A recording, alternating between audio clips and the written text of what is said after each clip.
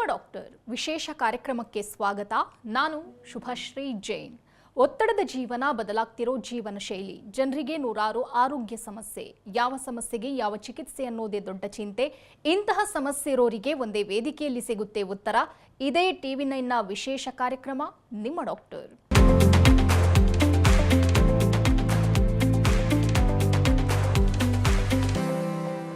ಮನುಷ್ಯನನ್ನ ಮಾರಣಾಂತಿಕವಾಗಿ ಕಾಡುವ ಭಯಂಕರ ರೋಗ ಅಂದ್ರೆ ಅದು ಕ್ಯಾನ್ಸರ್.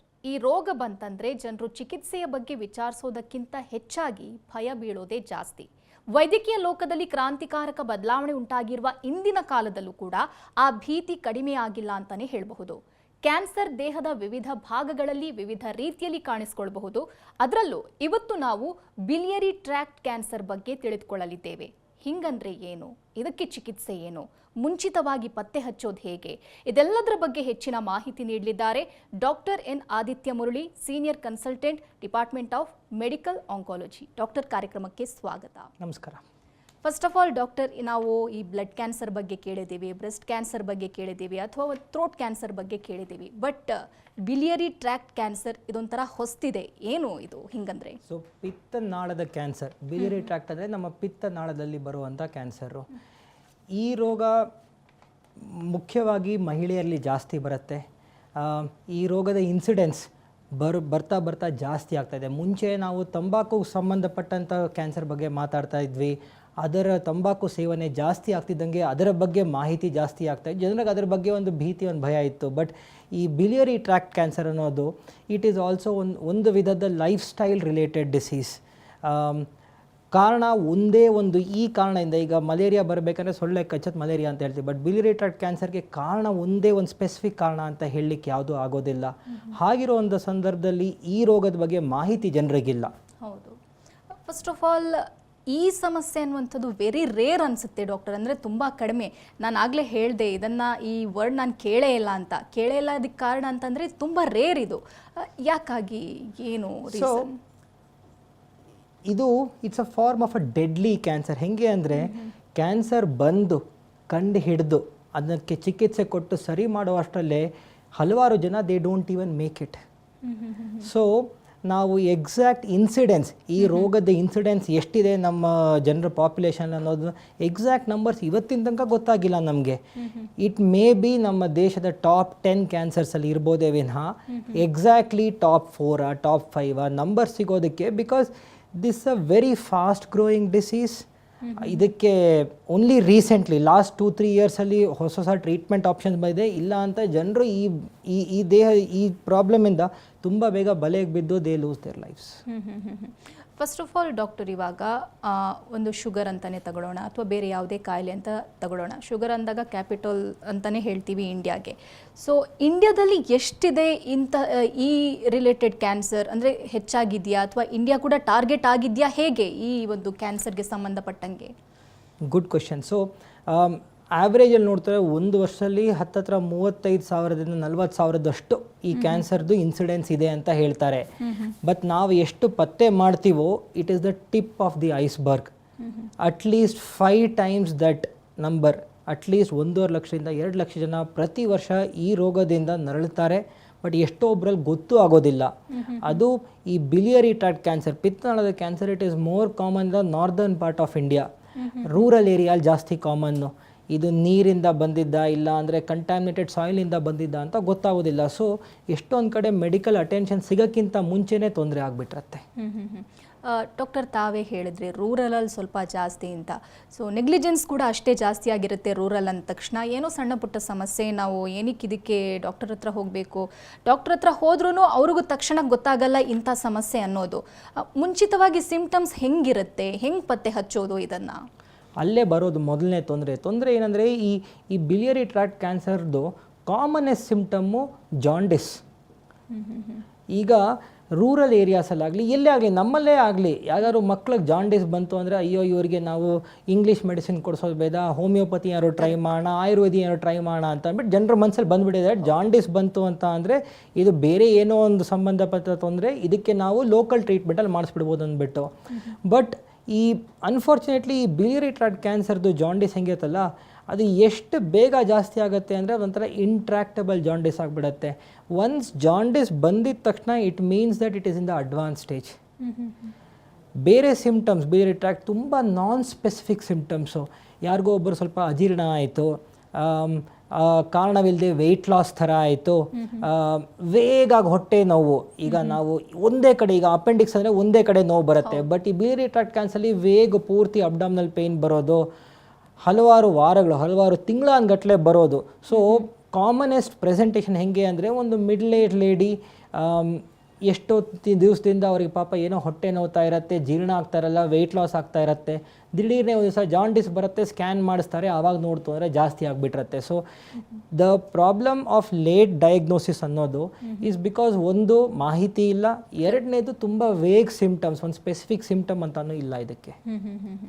ಓಕೆ ಡಾಕ್ಟರ್, ಇವಾಗ ಇನ್ ಕೇಸ್ ಒಬ್ಬ ವ್ಯಕ್ತಿಗೆ ಅಥವಾ ಮಹಿಳೆಗೇನೆ ಅಂತ ತಗೊಳ್ಳೋಣ, ಜಾಯಿಂಡಿಸ್ ಕಾಣಿಸ್ಕೊಳ್ತು ಅಂತ ಅಂದ್ಕೊಳ್ಳಿ, ಜಾಯಿಂಡಿಸ್ಗೆ ಅವ್ರು ಚಿಕಿತ್ಸೆ ಪಡ್ಕೋತಾ ಇರ್ತಾರೆ, ಸ್ಟಿಲ್ ಅವ್ರಿಗೇನಾದರೂ ನಾನು ಬೇರೆ ಪರೀಕ್ಷೆ ಮಾಡಿಸ್ಬೇಕು ಅಂತ ಅನ್ಕೋತಾರೆ, ಯಾವ ಡಾಕ್ಟರ್ನ ಕನ್ಸಲ್ಟ್ ಮಾಡಬೇಕು, ಜೊತೆಗೆ ಯಾವ ಟೆಸ್ಟ್ಗಳನ್ನು ಅವ್ರು ಮಾಡಬೇಕಾಗತ್ತೆ?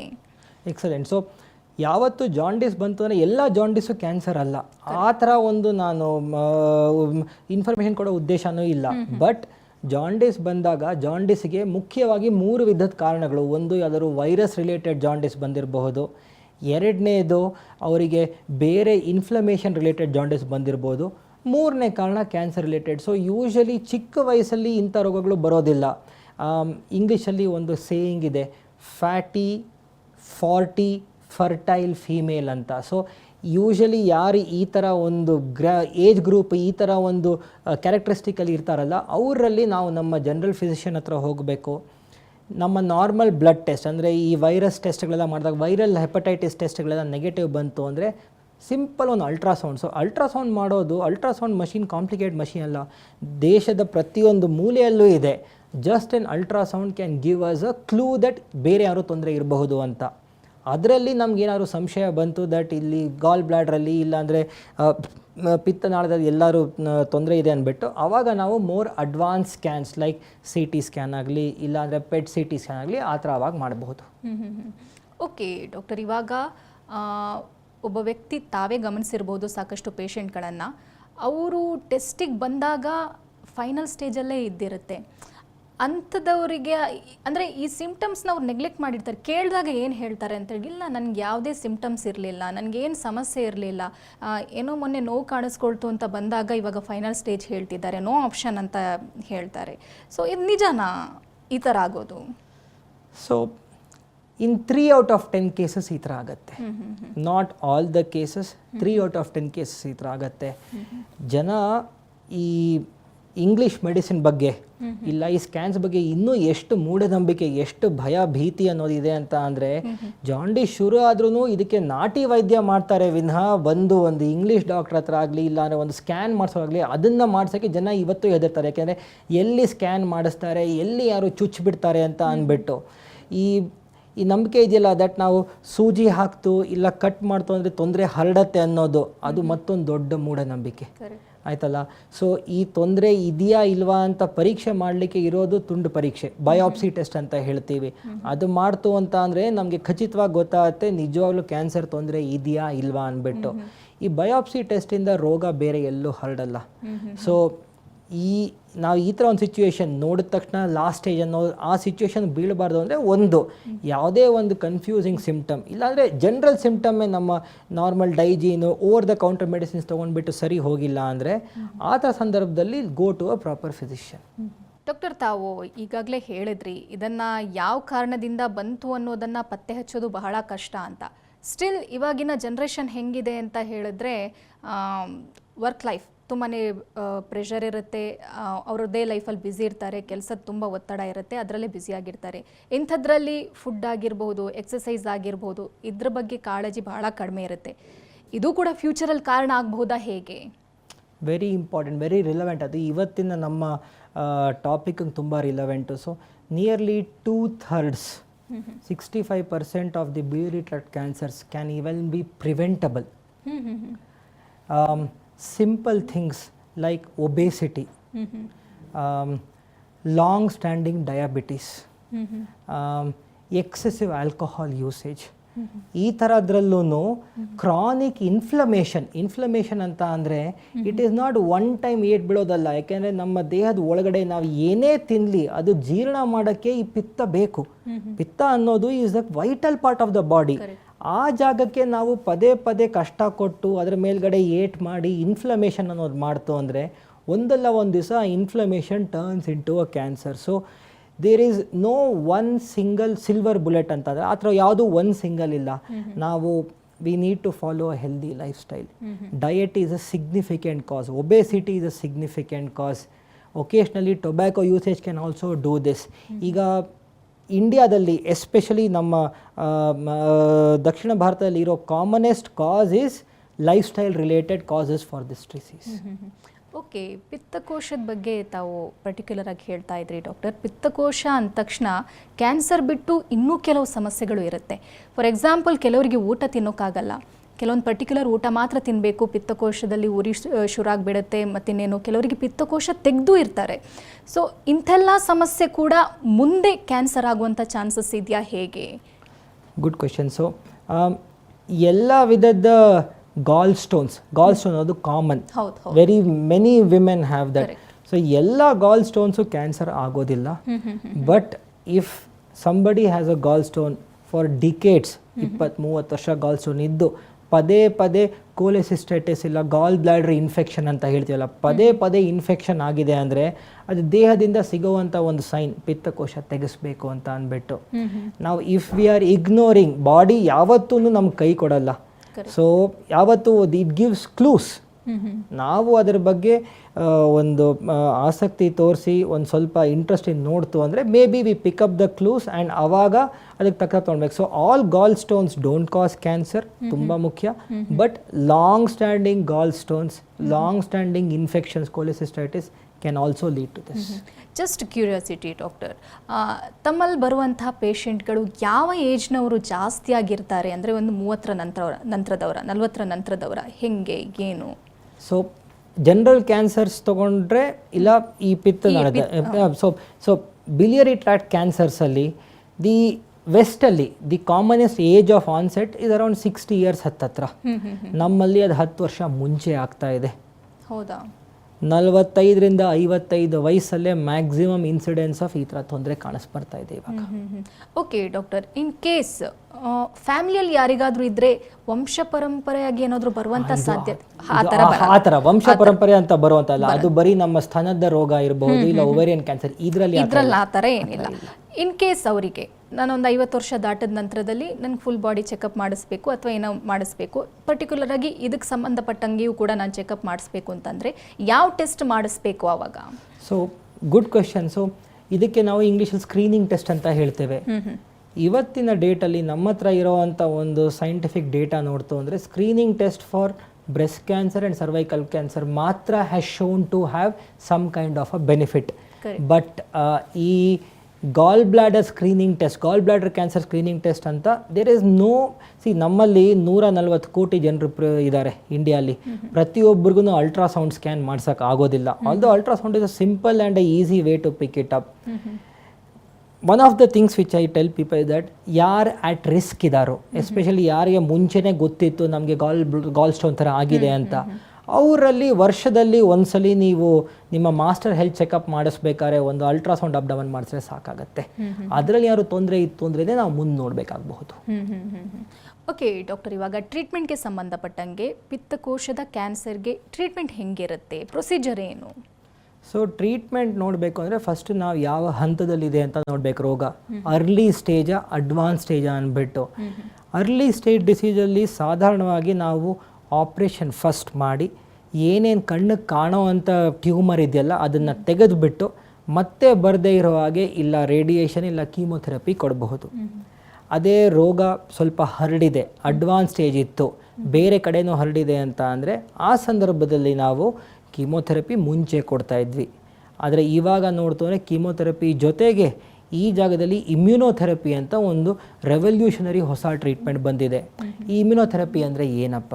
ಸೊ ಇಮ್ಯುನೋಥೆರಪಿ ಅನ್ನೋದು it is just like normal ನಾವು ಗ್ಲೂಕೋಸಲ್ಲಿ ಕೊಡ್ತೀವಲ್ಲ ಅದೇ ಥರ ಕೊಡ್ಬೇಕಾದ್ರೆ ಹಾಗೆ ಇರುತ್ತೆ, ನೋವು ಉರಿ ಬೆಂಕಿ ಆ ಥರ ಏನಿರೋದಿಲ್ಲ. ಬಟ್ ಅದು ನಮ್ಮ ದೇಹದ ಇಮ್ಯೂನ್ ಸಿಸ್ಟಮ್ನ ಫೋರ್ಟಿಫೈ ಮಾಡುತ್ತೆ, ನಮ್ಮ ಇಮ್ಯೂನ್ ಸಿಸ್ಟಮ್ನ ಕ್ಯಾನ್ಸರ್ ವಿರುದ್ಧ ದಾಳಿ ಮಾಡಲಿಕ್ಕೆ ಶಕ್ತಿ ಕೊಡುತ್ತೆ. It activates the immune system. So early stage ಡಿಸೀಸಲ್ಲಿ ಸರ್ಜರಿ ಮಾಡಿ ಕೀಮೋಥೆರಪಿ, ಅಡ್ವಾನ್ಸ್ ಸ್ಟೇಜ್ ಡಿಸೀಸಲ್ಲಿ ಕೀಮೋಥೆರಪಿ ಜೊತೆಗೆ ಇಮ್ಯುನೋಥೆರಪಿ ಕೊಡ್ಬೋದು. ಓಕೆ, ಮೇ ಬಿ ಈ ಪ್ರೊಸೀಜರ್ ಆಲ್ಮೋಸ್ಟ್ 1 ವರ್ಷ ಜಾಸ್ತಿನೇ ತಗೋಬಹುದು ಅನ್ಸುತ್ತಲ್ಲ ಡಾಕ್ಟರ್. ಅದರ ಮೇಲೆ ಕೀಮೋ ಡಿಸೈಡ್ ಮಾಡ್ತೀರಾ ಅನ್ಸುತ್ತಲ್ಲ ಡಾಕ್ಟರ್ ಇದು? ಸಮಯಕ್ಕಿಂತ ಯಾವ ಹಂತದಲ್ಲಿದೆ ಅನ್ನೋದ್ರ ಮೇಲೆ ಡಿಪೆಂಡ್ ಆಗತ್ತೆ. ಒಂದು ಯಾವ ಹಂತ ಇದೆ, ಮತ್ತೊಂದು ರೋಗಿಗಳ ತಡೆಯುವ ಶಕ್ತಿ. ಎಸ್ಪೆಷಲಿ ಈ ಗಾಲ್ ಬ್ಲಾಡರ್ ಕ್ಯಾನ್ಸರ್, ಪಿತ್ತಕೋಶ ತೊಂದರೆಗಳಲ್ಲಿ ಎಷ್ಟೋ ಹಲವಾರು ಮನಸ್ಸಿಂದ ಅವರಿಗೆ ಜೀರ್ಣ ಆಗೋದಿಲ್ಲ, ಹಸಿವಿರೋದಿಲ್ಲ. ಸೊ ಎಲ್ಲ ಮಾಲ್ನಿರಿಶ್ಮೆಂಟ್ ತುಂಬ ಇರುತ್ತೆ. ಮಾಲ್ನರಿಶ್ಮೆಂಟ್ ಇರಬೇಕಾದ್ರೆ ದೇಹ ತಡೆಯೋ ಎಷ್ಟಾಗತ್ತೋ ಅಷ್ಟೇ ಟ್ರೀಟ್ಮೆಂಟ್ ಕೊಡ್ತೀವಿ ವಿನಃ ಸುಮ್ಮನೆ excessive treatment should not be worse than the disease. So ಆ ವಿಧದಲ್ಲಿ ಫಸ್ಟ್ ನಾವು ಇವಾಗ ಮತ್ತೊಂದು new modality in the last few years ಏನಂತ ಅಂದರೆ, ಒಂದೇ ಒಂದು ತುಂಡಿದೆಯಲ್ಲ ಟ್ಯೂಮರ್ದು, ಅದಕ್ಕೆ ನಾವು ಜೆನೆಟಿಕ್ ಸೀಕ್ವೆನ್ಸಿಂಗ್ ಮಾಡ್ತೀವಿ.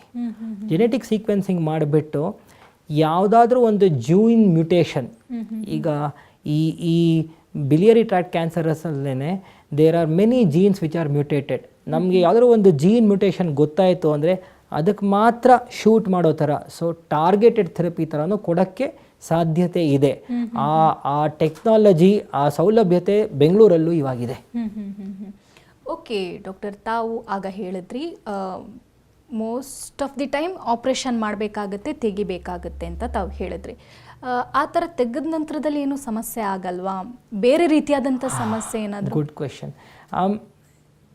ನಮಗೆ ಕ್ಯಾನ್ಸರ್ ನಾವು ಡಯಾಗ್ನೋಸ್ ಮಾಡಿದ ತಕ್ಷಣ ಬೇರೆ ಯಾವ ದಾರಿ ಇಲ್ಲ. ನಾವು ಏನೇ ಆಗಲಿ ಆ ಟ್ಯೂಮರ್ನ ಬುಡದಿಂದ ತೆಗಿಬೇಕು. ಗೆಡ್ಡೆ ಬುಡದಿಂದ ತೆಗೆದಿದ್ರೆ ಅದು ಬೆಳೀತಾನೇ ಇರುತ್ತೆ. ಯೂಶ್ವಲಿ ಈ ಆಪ್ರೇಷನ್ ಮಾಡಿ ತೆಗೆದಿದ ನಂತರ ಜೀರ್ಣಶಕ್ತಿಯ ಪ್ರಾಬ್ಲಮ್ಸ್ ಇನ್ನೊಂದು ಸ್ವಲ್ಪ ಜಾಸ್ತಿ ಆಗ್ಬೋದು, ಬಟ್ ಎಲ್ಲನೂ ಮ್ಯಾನೇಜಬಲ್. ಎಷ್ಟೊಂದು ಜನ ಆಪ್ರೇಷನ್ ಮಾಡಿಸಿ ಟ್ರೀಟ್ಮೆಂಟ್ ಮುಗಿಸಿ ನಾರ್ಮಲ್ ಡೇ ಟು ಡೇ ಲೈಫನ್ನು they have gone back. So ಮನಸ್ಸಲ್ಲಿ ಮತ್ತೊಂದು ಭಯ ಇರುತ್ತೆ, ಟ್ರೀಟ್ಮೆಂಟ್ ಮಾಡಿಸ್ಕೊಂಡ್ರೆ ನಾನು ಮುಂದೆ ಬಾಳಬಹುದಾ ಅಂದ್ಬಿಟ್ಟು. ಬಾಳೋದಷ್ಟೇ ಅಲ್ಲ, ಬಾಳಿ ಬದುಕಿ ಯು ಕ್ಯಾನ್ ಪ್ರಾಸ್ಪರ್. ಆ ಥರ ರಿಪೀಟ್ ಆಗುವಂಥ ಚಾನ್ಸಸ್ ಏನಾದರೂ ಇದ್ರಲ್ಲಿ ಇದೆಯಾ, ಹೇಗೆ ಏನು? ಈ ಬಿಲಿಯರಿ ಟ್ರ್ಯಾಕ್ಟ್ ಕ್ಯಾನ್ಸರ್ಸ್ದು ಪೆಕ್ಯುಲಾರಿಟಿ ಏನಂದರೆ, ಮತ್ತೆ ರೋಗ ಬರೋ ಸಾಧ್ಯತೆ ಇದೆ. ಅದು ಲೇಟಾಗಿ ಬರೋದಿಲ್ಲ, ಬರಬೇಕಂದ್ರೆ ಫಸ್ಟ್ 2 ಇಯರ್ಸಲ್ಲೇ ಬಂದುಬಿಡತ್ತೆ. ಸೊ ಅದಕ್ಕೋಸ್ಕರ ನಾವು ಟ್ರೀಟ್ಮೆಂಟ್ ಮಾಡಿದ ನಂತರನೂ ಫಸ್ಟ್ 2 ಇಯರ್ಸ್ ತನಕ intensive follow up, observation, every 3 months ಕರೆಯೋದು, ಇಲ್ಲ ಬ್ಲಡ್ ಟೆಸ್ಟ್ ಮಾಡಿಸೋದು, ಇಲ್ಲ ಸ್ಕ್ಯಾನ್ ಮಾಡಿಸೋದು, ಆ ಥರ ನಾವು we keep monitoring the patient. First of all doctor, ಈ ಕ್ಯಾನ್ಸರ್ ಅಂದ ತಕ್ಷಣ ಒಂದು ಡಾಕ್ಟರ್ಗೆ ದೊಡ್ಡ ಚಾಲೆಂಜ್ ಅನ್ನುವಂಥದ್ದು ಫ್ಯಾಮ್ಲಿ ಪ್ಲಸ್ ರೋಗಿ ಇಬ್ಬರನ್ನೂ ಕೂಡ ಸಂಭಾಳಿಸೋದು. ಅದು ಯಾವುದೇ ಸ್ಟೇಜ್ ಇರಲಿ ಅವ್ರನ್ನ ಸಂಭಾಳಿಸೋದು ಭಾಳ ಕಷ್ಟ. ಆ ಟೈಮಲ್ಲಿ ಹೆಂಗೆ ಮ್ಯಾನೇಜ್ ಮಾಡ್ತೀರಾ? ಯಾಕಂತಂದರೆ ಟ್ರೀಟ್ಮೆಂಟ್ ವಿಚಾರ ಬೇರೆ, ಅದನ್ನು ಬಿಟ್ಟು ನಾವು ಅವರಿಗೆ ಒಂದು ಆತ್ಮಸ್ಥೈರ್ಯನೂ ತುಂಬಬೇಕಾಗತ್ತೆ ಆ್ಯಸ್ ಅ ಡಾಕ್ಟರ್. ಅದು ಎಷ್ಟು ಚಾಲೆಂಜಿಂಗ್? ಸೊ ಮುಂಚೆ ನಮ್ಗೆ ಹೇಳ್ಕೊಡ್ಬೇಕಾದ್ರೆ ಹಳೆ ಪ್ರೊಫೆಸರ್ ಹೇಳ್ತಾಯಿದ್ರು, ನೀವು ಒಂದು ರೋಗ ಟ್ರೀಟ್ಮೆಂಟ್ ಮಾಡಿದ್ರೆ ಇಲ್ಲ ಗೆಲ್ಬೋದು, ಇಲ್ಲ ಸೋಲ್ಬಹುದು. You treat a disease, you win or you lose. ಅದೇ ನೀವು ಒಂದು ಮನುಷ್ಯ, ನಿಮ್ಮ ಮುಂದೆ ಕೂತಿರೋನೊಬ್ಬ ರೋಗಿ ಅಲ್ಲ, ಅದು ಒಬ್ಬ ಮನುಷ್ಯ. ಆ ಮನುಷ್ಯನಷ್ಟೇ ಅಲ್ಲ, ಅವನ ಎಂಟೈರ್ ಫ್ಯಾಮಿಲಿ ನಿಮ್ಮನ್ನೇ ನಂಬ್ಕೊಂಡು ಬಂದಿದೆ. ನೀವು ಅವರನ್ನು ನೀವು ಟ್ರೀಟ್ ಮಾಡ್ತು ಅಂದರೆ ಏನೇ ಆಗಲಿ ಗೆಲ್ತೀರಾ. ಟ್ರೀಟ್ಮೆಂಟ್ ಆಗಿ ಸಕ್ಸಸ್ಫುಲ್ ಆಗಲಿ ಫೇಲ್ಯೂರ್ ಆಗಲಿ, ಅಟ್ಲೀಸ್ಟ್ ಏನೋ ಒಂದು ವಿಧದ ಅವ್ರಿಗೆ ಕಂಫರ್ಟ್ ಅಂತೂ ನಾವು ನೀಡಬೇಕು. ಸೊ ಈ cancer treatment is not just about disease treatment, it's also about treating the person and the family. ಇನ್ನೊಂದು ವಿಚಾರ ಏನು ಅಂತಂದರೆ, ರೀಸೆಂಟಾಗಿ ಒಂದು ಕೇಸ್ ನಾನು ನೋಡಿದ್ದೆ. ಸೊ ಅದರಲ್ಲಿ ಹೆಂಗಿತ್ತು ಅಂತಂದರೆ, ಸ್ಟಿಲ್ ಅವರು ಇನ್ನೂ ಕೂಡ ಟ್ರೀಟ್ಮೆಂಟಲ್ಲಿದ್ದಾರೆ, ಬಟ್ ಅವ್ರಿಗೆ ಇವಾಗಲೂ ಕೂಡ ಕ್ಯಾನ್ಸರ್ ಅಂತ ಗೊತ್ತಿಲ್ಲ, ಬಟ್ ತುಂಬ ಕಾನ್ಫಿಡೆನ್ಸಲ್ಲಿದ್ದಾರೆ. ಅಂದರೆ ಆ ಕಾನ್ಫಿಡೆನ್ಸ್ ಬೇಕಾಗುತ್ತೆ, ಟ್ರೀಟ್ಮೆಂಟ್ ಕೂಡ ಪಾಸಿಟಿವ್ ಆಗೇ ಹೋಗ್ತಾ ಇರುತ್ತೆ ಅಂತ ಕಾನ್ಫಿಡೆನ್ಸ್ ಇದ್ದಾಗ ಪೇಷಂಟ್ ಕಡೆಯಿಂದ ಮುಚ್ಚಿಡೋದು ಕೂಡ ಸರಿನಾ ಏನು ಎತ್ತ? Very important question. ಆ್ಯಂಡ್ ಇಲ್ಲೇ ನಮ್ಮಲ್ಲಿ ಭಾರತಕ್ಕೂ ಮತ್ತು ವೆಸ್ಟ್ಗೂ ಬಂದಿರುವಂಥ ಡಿಫ್ರೆನ್ಸು. ಈಗ ಅಮೇರಿಕಾ ಆಗಲಿ ಇಲ್ಲ ಯುರೋಪ್ ಆಗಲಿ, ಯಾವತ್ತೂ ಫಸ್ಟ್ ಡಾಕ್ಟ್ರು ಪೇಷಂಟ್ ಹತ್ರ ಮಾತಾಡೋದು. ಈಗ ಪೇಷಂಟ್ ಡಾಕ್ಟರ್ ಕಾನ್ಫಿಡೆನ್ಷಿಯಲಿಟಿ ಅಂತ ಇಲ್ಲ. ಸೊ ಇನ್ಫ್ಯಾಕ್ಟ್ ವೆಸ್ಟಿಗೆ ಹೋದಾಗ ಪೇಷಂಟ್ ಫ್ಯಾಮಿಲಿ ಹತ್ರನೂ ಯಾರೂ ಏನೂ ಮಾತಾಡೋಕ್ಕೆ ಹೋಗಲ್ಲ. ಬಟ್ ನಮ್ಮಲ್ಲಿ ಒಂದು ರೀತಿ ಇದೆ, ಒಂದು ಪದ್ಧತಿ ಇದೆ, ಒಂದು ಸೊಸೈಟಿ ಇದೆ. So it takes a village to bring up a child ಅಂತ ಹೇಳ್ತೀವಿ. ಅದೇ ಥರ it takes a family to support one person ಅಂತ. ಸೊ ಫಸ್ಟ್ ನಾವು ಕೋರ್ಸ್ ಮಾತಾಡಬೇಕಾದ್ರೆ ಪೂರ್ತಿ ಫ್ಯಾಮಿಲಿ ಹತ್ರ ಮಾತಾಡ್ತೀವಿ. ಯಾವುದೇ ಒಂದು ಪೇಷಂಟ್ ಹತ್ರನೂ ಪೂರ್ತಿ ವಿಷಯ ಮುಚ್ಚಿಡ್ತು ಅಂತ ಅಂದರೆ ಆವಾಗ ಏನಪ್ಪ ಫ್ಯಾಮ್ಲಿದು ರೀಸನ್ನು, ಅಯ್ಯೋ ಅವ್ರಿಗೆ ಗೊತ್ತಾಯಿತು ಅಂದರೆ ಬೇಜಾರು ಮಾಡ್ಕೊತಾರೆ, ಅವ್ರಿಗೆ ಹರ್ಟ್ ಆಗಬಾರ್ದು ಅಂತ ಅಂದ್ಬಿಟ್ಟು. But we have to understand, ನಮ್ಮ ಮುಂದೆ ಯಾರು ರೋಗಿ ಕೂತ್ಯಾರೋ he is the master of his body, he or she is the master of their body, which means ಒಳಗಡೆ ಏನು ನಡೀತೆ ಅಂತ ಅವ್ರಿಗೆ ಗೊತ್ತಾಗೇ ಆಗತ್ತೆ. ಒಂದು ಎರಡನೇದು, ನಮ್ಮಿಂದ ಅವರಿಗೆ ಪೂರ್ತಿ ಮಾಹಿತಿ ಕೊಟ್ಟಿಲ್ಲ, ಓಪನ್ ಕಮ್ಯುನಿಕೇಶನ್ ಇಲ್ಲ ಅಂದರೆ ಅವರು ನಮ್ಮ ಹತ್ರ ಮುಚ್ಚಿಡ್ತಾರೆ. ಅವ್ರ ಒಳಗಡೆ ಏನಾಗ್ತದೆ ಅಂತ ಅವರು ಹೇಳ್ಕೊಡಕ್ಕೆ ಹೆದರ್ತಾರೆ. ಯಾಕೆಂದರೆ ಅಯ್ಯೋ ಹೇಳ್ಕೊಡ್ತು ಅಂದರೆ ಇವ್ರಿಗೆ ತೊಂದರೆ ಆಗುತ್ತೆ, ಇವ್ರಿಗೆ ಕಷ್ಟ ಕೊಡಬೇಕು, ಅವ್ರು ಕೊಡಬೇಕು ಅಂತ ಅಂದ್ಬಿಟ್ಟು. ಸೊ ಆಲ್ಮೋಸ್ಟ್ ಆಲ್ವೇಸ್ ಒಂದೇ ಸಲ ಕಡ್ಡಿ ತುಂಡು ಮಾಡೋ ಹಂಗೆ ಮಾತಾಡುವಂಗಿಲ್ಲ, ಆದರೆ ಸ್ಲೋ ಆಗಿ ಮಾತಾಡಬೇಕು ಆ್ಯಂಡ್ ಪೇಷಂಟ್ ಜೊತೆ ಒಂದು ಟ್ರಸ್ಟ್ ಆ್ಯಂಡ್ ಓಪನ್ ಕಮ್ಯುನಿಕೇಶನ್ ಮಾಡಬೇಕು. ಫೈನಲ್ ಸ್ಟೇಜಸ್ ಅವ್ರದ್ದು. ಹಾಂ, final stages, that's a good point. So how long is two long? ಈಗ ಸ್ವಲ್ಪ ಜನ ಹೇಳ್ತಾರೆ ಅಯ್ಯೋ ಟ್ರೀಟ್ಮೆಂಟ್ ಕೊಡ್ತು ಅಂದರೆ ಬರೀ ಇನ್ನೂ 3 ತಿಂಗಳು 6 ತಿಂಗಳು 1 ವರ್ಷ ಇರುತ್ತೆ ಅಂತ ಸ್ವಲ್ಪ ಜನ ಅಂದ್ಕೊಳ್ತಾರೆ. But for the person who is suffering, even ಒಂದು extra day with their loved one is priceless, one extra moment is priceless for them. So ಪ್ರತಿಯೊಂದು ಪೇಷಂಟೂ ಅವ್ರಿಗೆ ಏನು ಬೇಕು ಅವರ ಪೇಷಂಟ್ ಪ್ರಿಫರೆನ್ಸ್ ಮೇಲ್ಗಡೆ ಡಿಪೆಂಡ್ ಆಗುತ್ತೆ. ಸೊ ಸ್ವಲ್ಪ ಜನ ಹೇಳ್ತಾರೆ ಇಲ್ಲ ಡಾಕ್ಟ್ರೇ ನಮ್ಮ ಟ್ರೀಟ್ಮೆಂಟ್ ಏನು ಬೇಡ ಅಂತ ಅಂದ್ಬಿಟ್ಟು. We respect that. ಅವ್ರಿಗೆ ಗೊತ್ತು ಇಲ್ಲ ಅವ್ರು ಏನೇನು ಸಾಧಿಸಬೇಕಾಗಿತ್ತು, ಏನೇನು ಸಮಯ ಕಳಿಬೇಕಾಯ್ತು ಎಲ್ಲ ಮಾಡಿದಾಯ್ತು. ಬಟ್ ಸ್ವಲ್ಪ ಜನರಿಗೆ ಇನ್ನೂ ಆಸೆ, ಈಗ ನೀವು ಹೇಳಿದ್ರಲ್ಲ ಏನು ಗೊತ್ತಿಲ್ಲ ಕಾನ್ಫಿಡೆಂಟಾಗಿ ಇನ್ನೂ ಮಾಡ್ತಾ ಇರ್ತಾರೆ ಅಂದ್ಬಿಟ್ಟು, ಅಂದರೆ ಅವ್ರಿಗೊಂಥರ ಇನ್ನೂ ಬಾಳಿ ಬದುಕೋ ಆಸೆ ಇದೆ. ಯಾರಿಗೆ ಆ ಥರ ಆಸೆ ಇದೆಯಲ್ಲ ಅವರಿಗೆ ನಾವು ಪ್ರೋತ್ಸಾಹ ಕೊಡಬೇಕು, ಸಪೋರ್ಟ್ ಮಾಡಬೇಕು. Thank you doctor, thank you so much. Thank you, ನಮಸ್ಕಾರ. ಇದು ಇವತ್ತಿನ ನಿಮ್ಮ ಡಾಕ್ಟರ್. ನಿರಂತರ ಸುದ್ದಿಗಾಗಿ ನೋಡ್ತಾ ಇರಿ TV9.